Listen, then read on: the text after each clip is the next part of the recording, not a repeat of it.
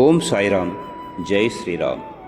కర్మఫలము గురించి బాబావారు బోధించిన ఒక చక్కటి నీతి కథ.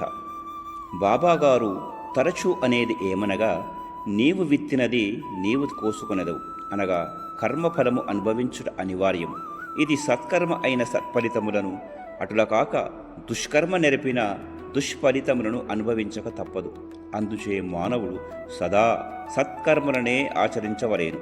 ఒక దృష్టాంతము. బాబాగారు లేని సమయమున ఒక 2 రూపాయలు బాబా పేరున ఎవరో పంపిన మనీ ఆర్డర్ వచ్చినది.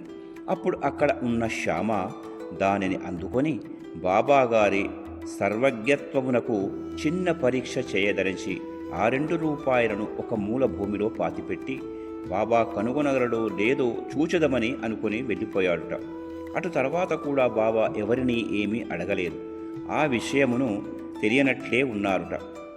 కొంతకాలమునకు శ్యామ ఇంటిలో దొంగతనం జరిగి చాలా ద్రవ్యము నష్టము జరిగినది. శ్యామ బాబా వద్దకు వచ్చి తనకు జరిగిన నష్టము, దొంగతనము గురించి తెలిపి బాధపడ్డాడుట. అప్పుడు శ్రీ సాయి, నీ సొమ్ము పోయినదని చెప్పుకొనుటకు నేనున్నాను కనుక నా వద్దకు వచ్చి చెప్పుచున్నావు.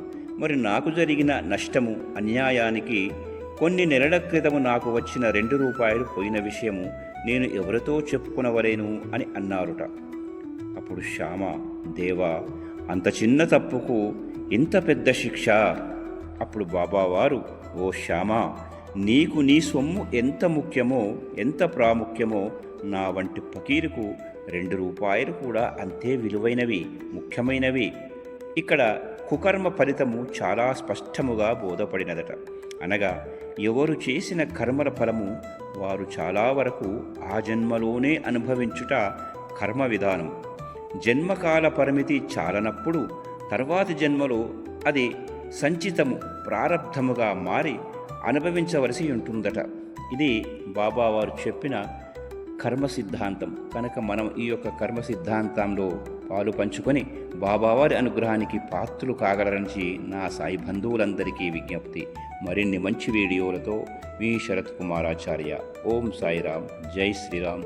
దయచేసి నా ఈ ఛానల్ను సబ్స్క్రైబ్ చేసుకొని ఆదరించవలసిందిగా నా సాయి బంధువులకు విజ్ఞప్తి.